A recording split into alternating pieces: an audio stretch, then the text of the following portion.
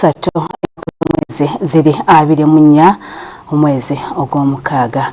Ze Grace Namubiro okutusaaka muli gaffe amakungonte ag'obudde buno era nga gano ngenda kubanga tandika n'enteekateeka ez'okulonda mu ggwanga. Mu bitundu by'ekalangala olunaku olwaleero batandise dda okubeera nga beeyiwa mu bifo eby'enjawulo ebirondebwamu wakati mu kubeera nga bajjuza ekifo ky'omubaka omukyala owa disitulikiti y'ekalangala ekyasigala nga kikalu oluvannyuma lw'omugenzi Helen Nakimuli okubeera nga ava mu bulamu bw'ensi eno mu mwezi ogwokuna. Okusinza akakiiko ak'ebyokulonda okulonda kwa lunaku lwaleero era nga bannakalangala lwe bagenda okubeera nga basalawo eggwe kwani agenda okubeera omubaka omukyala wabula ng'embiranye ey'amaanyi eri wakati wa munnakibiina kya NRM ono Aida Naabayiga kw'ossa ne munnakibiina ekya NUP ngono ye Irene Nampala muganda w'omugenzi Helen Nakimuli era kwaba babiri wetusuubira agenda okubeera omubaka omukyala owa disitulikiti eyo. Byonna tugenda kuba tubirondoola era tujja bikutuusaako mu gaffe amakungunte ku ssaawa emu ey'akawungeezi. Ate oluvannyuma lw'akakiiko ak'ebyokulonda okuvayo ne kalangirira enteekateeka ez'okulonda bassentebe b'ebyalo emiruka kw'ossa n'obukiiko obw'abakyala mu ggwanga nga ku luno kugenda kubaawo ng'ennaku z'omwezi 28 omwezi ogujja ogw'omusanvu. Enteekateeka zino zitandise okubeera nga ziteekebwa mu nkola era twogeddeko ne bassentebe ababadde kussaako n'abo abeegwanyiza obwa ssentebe era bano batubuulidde endowooza zaabwe.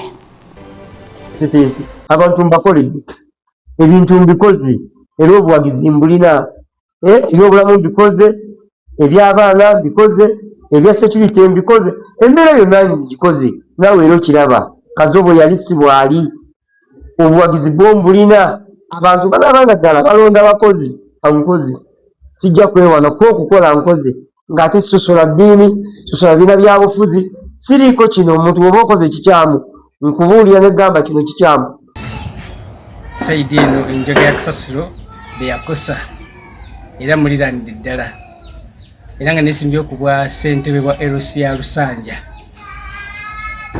Endowooza yange ku kalulu kano ffe twakalindirira edda nedda kubanga emyaka mingi nga tetulonda nga pulezidenti akongerayo naye olwaleero essaawa ye entuufu tulonde kubanga twagala nnyo okukyusa mu bukulembeze bwaffe obukulembeze obubaddewo bungi emyaka mingi naye empeereza tezituuka bulungi ku bantu oba oli awo mu kulonda kuno kugenda kutukyusiza obukulembeze obulungi. Kulonda kyensuubira nti guno omulungi gavumenti yasazeewo neyogera ebituufu oba ebyenkomeredde ebigenda okubeeranawo ddala abantu babaddewo nga balindirira oba balina ennyonta y'okulonda bassentebe waliwo ebifo ebimu ebitalimu bassentebe naye bwe bawulira nti okulonda kati weekuli kikoze bulungi era nga tusuubira agenda kuba kalulu ka mazima na bwenkanya kubanga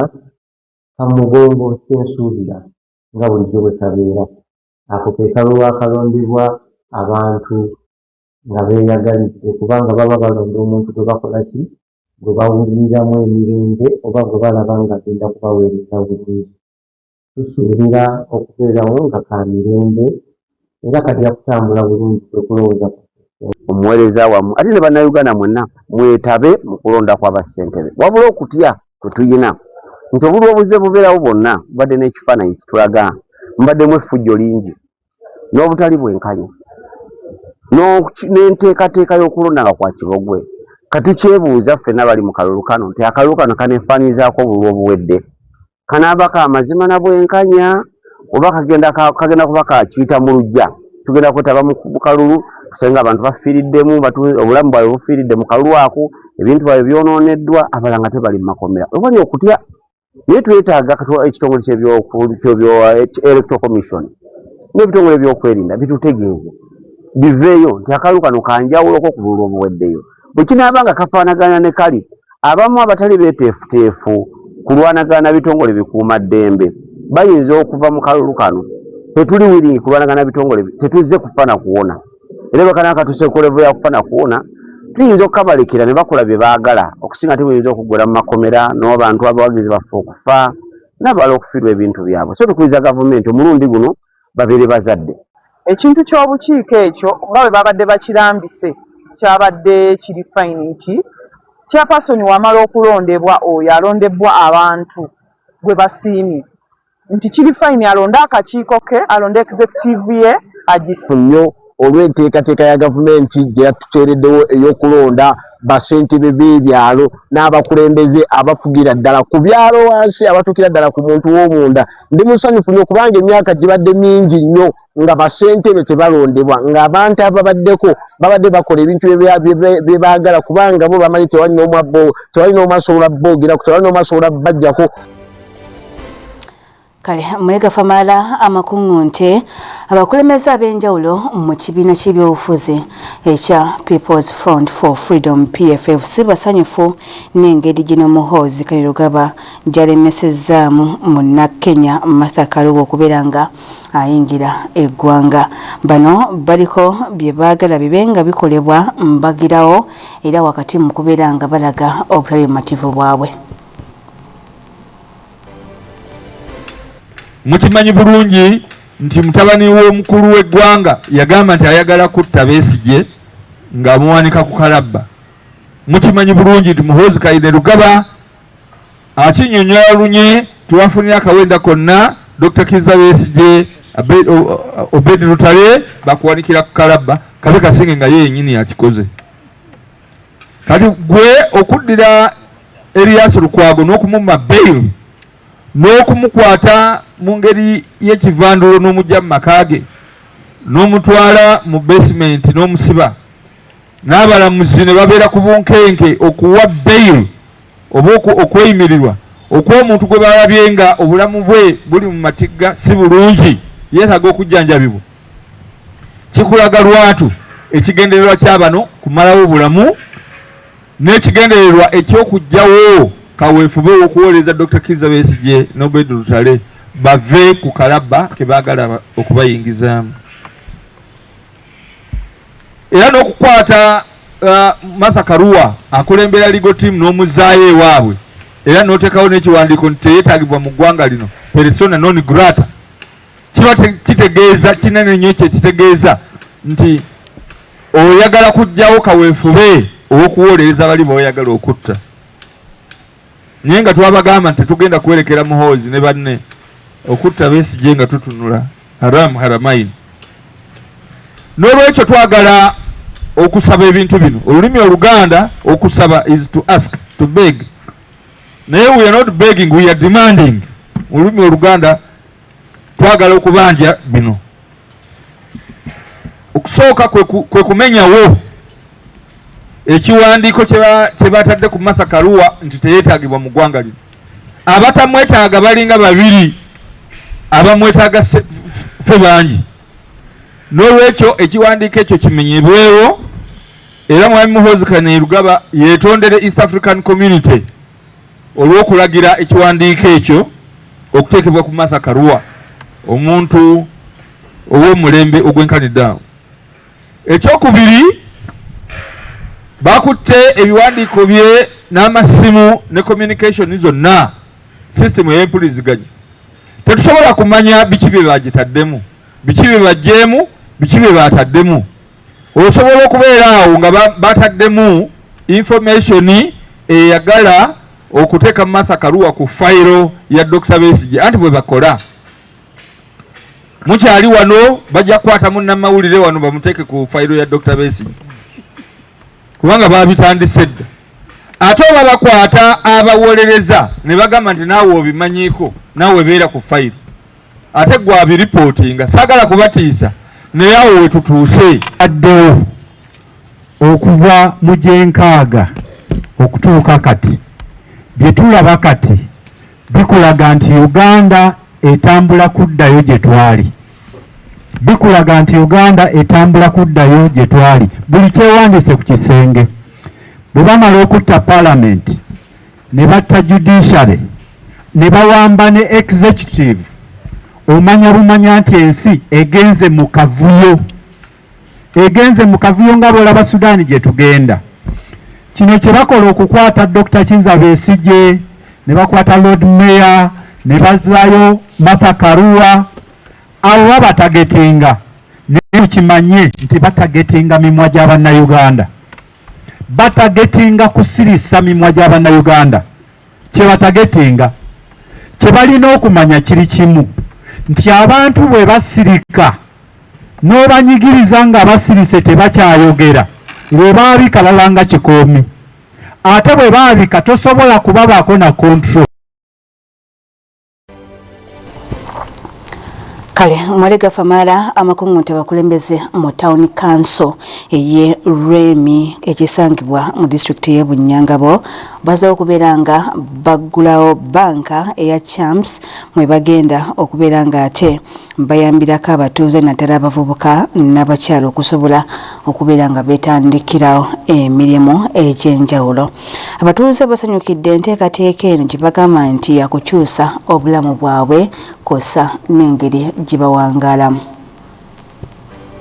kandi barakukiza no kubahereza obuherezo bakwetaaga nambwo no muri yecu ntera abantu ba Bunyangabo umaranga ngo twine sente ez'eminyeto ez'abakyara nambwo n'abantu abine oburema hamubiri yabo ase ahamagwa make munonga noshanga omutwaro nokushashura gashiringi 16 ukwezi ntabwo cyo umuntu yizaye kuza sente ezo yagenda yazikoresha natunguka kuwa mwanya ekindi kintu ntabwo nshuti zo mwanya wo twenda hereza abantu muhimbo bwo kusevinga ningaso kubika sente zabo abantu abindi bakora sente kuko barakuzibika twera abantu ba Bunyangabo na Toroyo na Umuranga ngibijabike sente zabo kandi kubiko kwa Champs wana bika sente zawe kuyaho sente zona wano zihayo kuyaho sente zona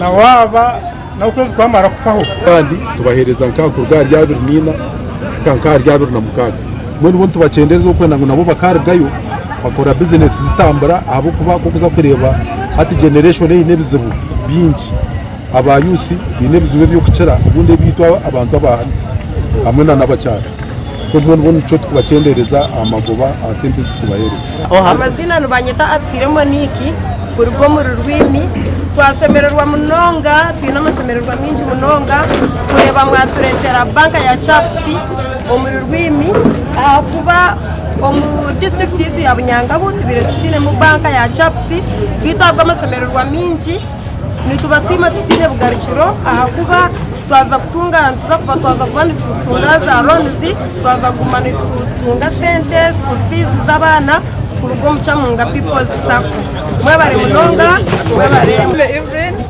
okuruga omutange cya Kibungo cyabakweta cya Katabazi Karim Town Council nyowe nisima munonga nisima Champs ningasho mubisha ibakweta Chamunga people's sako nkitwe nk'abacyara twina amashemerwa mingi munonga akureba ngo Champs eriyona itwiha omboro nkitwe abakazi na nokushemesa abana bitu ntura tushemerirwe tudisima tina bugarikiro kubanga hata bworo bwa kuturgaho kurubwiranira turanturira ntwenda banka nkeji erukumanya obworo bw'abantu so tudisima tina bugarikiro amazima amashemerwa ni mingi munonga kino kunakubasa kusima tira twagera mu kizo mwanya wo abantu borekire ubwetaji bwohereza bwitu noreba population erho erigenda ne productive baryo mu kintu cyo gukora tasya sente kandi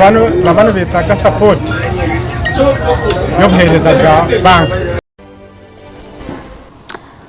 kale ate ebyo ngo bitadde ku Barry Christine Chilungi ngonono alina ekirwadde ekya cerebral palsy yaweebwa ekifo ku ssomero lya St. Charles Lwanga Bukerere Primary School okutandika okubeera nga abudaabuda abaana abalina ekirwadde nga kino kossa n'okubeera nga ate n'abo abalala abalina obulemu ku mibiri gyabwe nabo ababudaabuda awamu n'abazadde okubatendeka ku butya bwe basobola okubeera nga ate bawangaalamu n'abaana bano abaliko obulemu obw'ekikula nga kino. Era Ministry y'ebyobulamu ng'eri wamu n'aba Rotary Club mu Uganda ey'Essonde bawadde abaana bano obugaali okubayambako mu by'entambula. We contributed to the establishment of a classroom for children living with cerebral palsy with space provided by St. Charles Lwanga Primary School for purposes of integrating the children in the normal as possible educational environment. Aware of best practices in looking after, but also bring them to a point where each child's needs are assessed according to, individually. The Ministry of Health and the Mulago Orthopedic Center, 14 customized wheelchairs for these children. They are not only 14, they are 37. We are working. Visiting the children, assessing their several needs. We needed a medical examination to establish who needs what. And the 14 out of the 37 were identified to need the movement devices. We got one who urgently needed one.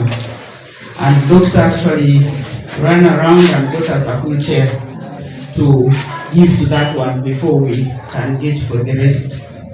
We were so excited, drove around, got the wheelchair from Ginger, got the child, but God does his things in mysterious ways.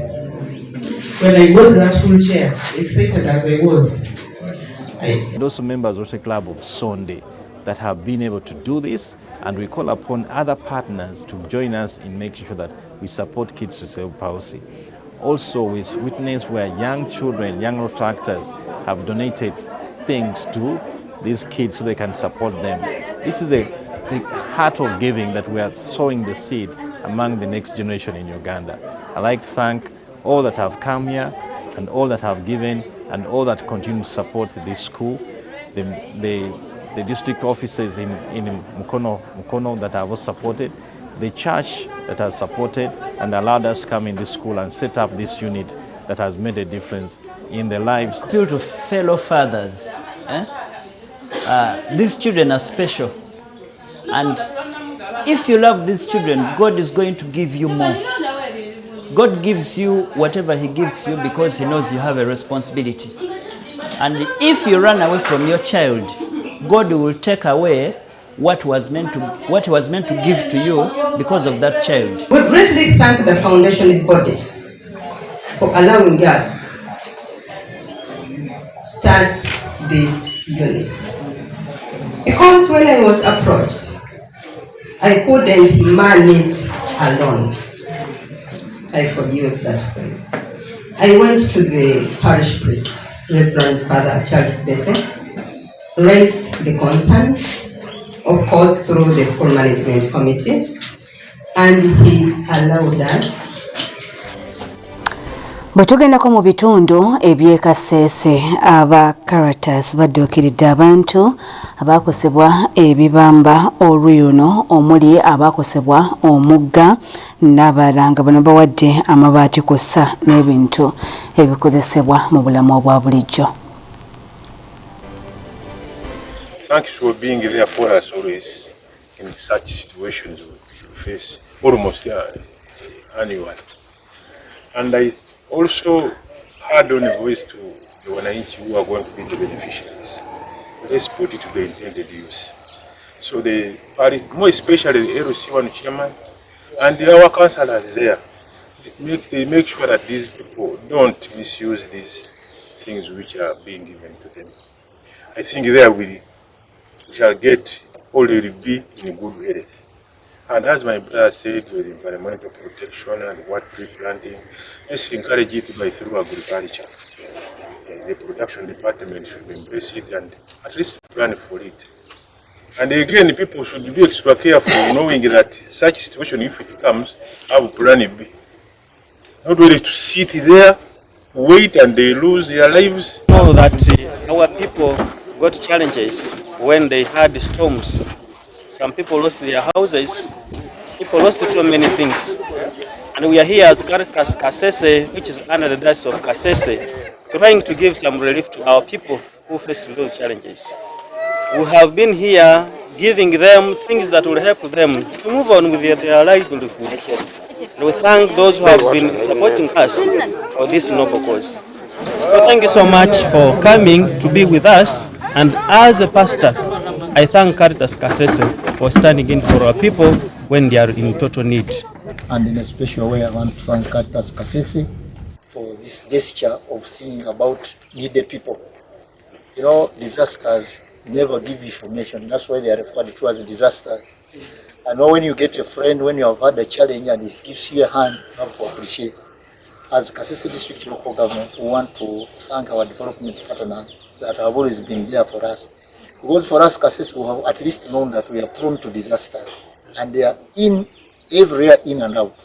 But we want to thank you for having really thought of supporting of our communities. Giving to 173 families to benefit is a good gesture. And we want to thank you for this hand.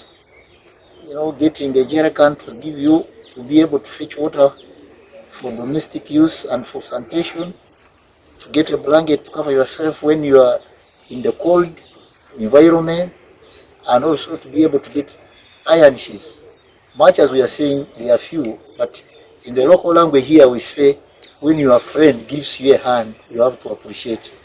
And whatever little you get from a friend, you have to appreciate. On 5, then we get what? Say 20. And possibly another partner can come in and give us say mattresses. Now that you have been given a blanket, you know you have to sleep comfortably. You are given a blanket, so when another partner comes in and gives us a mattress, then we can comfortably sleep. And pieces of iron sheets, blankets, tarpaulins, jerry cans, basins, and washing soap, that is bar soap. We are grateful to our friends of Caritas Belgium who are able to give us support worth 100 million that has been able to push us up to the end of this activity, from the beginning of our assessments up to the date of the kale bwetugenda mule gaffe ageebunayira mu ggwanga erya South Sudan oluyuna akakiiko k'ebyokulonda kalangiridde enteekateeka ez'okulonda kwa bonna mu ggwanga lino era nga kuno kwakuba ennaku z'omwezi 22 omwezi ogwa Desemba omwaka guno, era bannansi bakubeera nga bakira obubokisi okulonda obukulembeze obujja. Ab'obuyinza mu ggwanga lya South Sudan kyaddaaki balangiridde nti ng'ennaku z'omwezi 22 Desemba w'omwaka guno bannansi baakukira bokisi okulonda omukulembeze waabwe omujja. Eggwanga lino lye lisinga obuto mu Africa, wabula bukyanga lifuna obwetwaze mu 2011 libadde terirondanga mukulembeze mujja, era Salva Kiir yabadde akulembera eggwanga lino kati okumala emyaka 15. Mu mwaka gwa 2015 waaliwo enteekateeka ez'okulonda obukulembeze obujja, wabula enteekateeka ezo abakulu ne bazongezaayo olw'okulwanagana okwali kugenda mu maaso munda mu ggwanga lino. Mu mwaka ogwa 2018 waliwo endagaano kiwamirembe abakulu gye bassaako emikono wakati wa Salva Kiir ne Riek Machar, era nga bano baasuubiza nti mu 2022 baakuteekateeka akalulu ka bonna mu ggwanga, wabula era obunkenke obw'entalo ne bweyongera okukakana ng'okulonda kuno kwongezeddwayo. Wano Machar yagobwa ku bwa Vice President, era omwaka guno yakwatibwa n'aggulwako emisango egy'enjawulo omwali okulya mu nsi olukwe, okutirimbula bannansi, okulinyirira eddembe ly'obuntu, okusekeeterera gavumenti kw'ossa n'ebirala, wabula ono emisango egyo yagyegaana. abali ku ludda oluvuganya gavumenti kw'ossa n'ebibiina ebitaba bannamateeka mu ggwanga bavudde ne bangi ebisoomooza eggwanga lino omuli ebyokwerinda, eddembe ly'ebyobufuzi kw'ossa akakiiko k'ebyokulonda okulemererwa okuteekateeka okulonda mu budde kw'ossa n'ebirala. Kyekisinde eky'abooludda oluvuganya gavumenti ki Sudan People's Liberation Movement eky'omukulu Machar kirabudde ku nteekateeka ez'okulonda nti ensonga eno ekyali ya bulabe nnyo eri eggwanga singa okulonda kuno kuba kugenze mu maaso, ng'omuntu yenna anaagezaako okulinnya mu matwale gaabwe ekigere ng'awandiisa abalonzi oba okukuba kampeyini wa kutwalibwa ng'omusibe ow'olutalo mu Lungereza ky'oyinza okuyita prisoner of war. Bano bajjukizza bannansi nti bakyali mu lutalo era ng'obulamu bwabwe bubeera mu matigga singa waba bateekeddwawo okulonda okw'ekikula nga kino. Zo enteekateeka eri akakiiko ak'ebyokulonda zikyagenda ddala mu maaso era nga bano balangiridde enteekateeka zaabwe eggwanga okusobola okubeera nga lifuna obukulembeze obujja.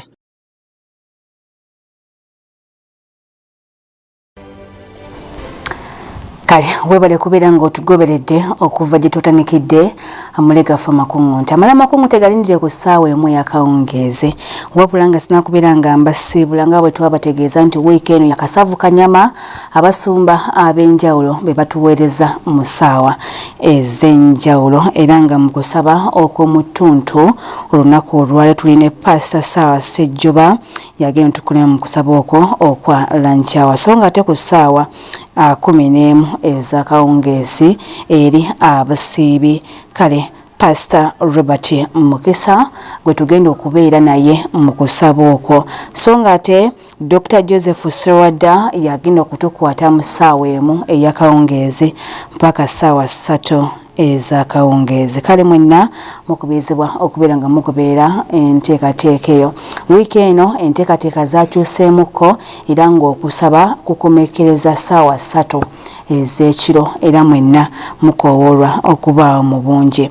Nsigadde nze Grace Namubiru kambagaliza olunaku olulungi era musibe bulungi.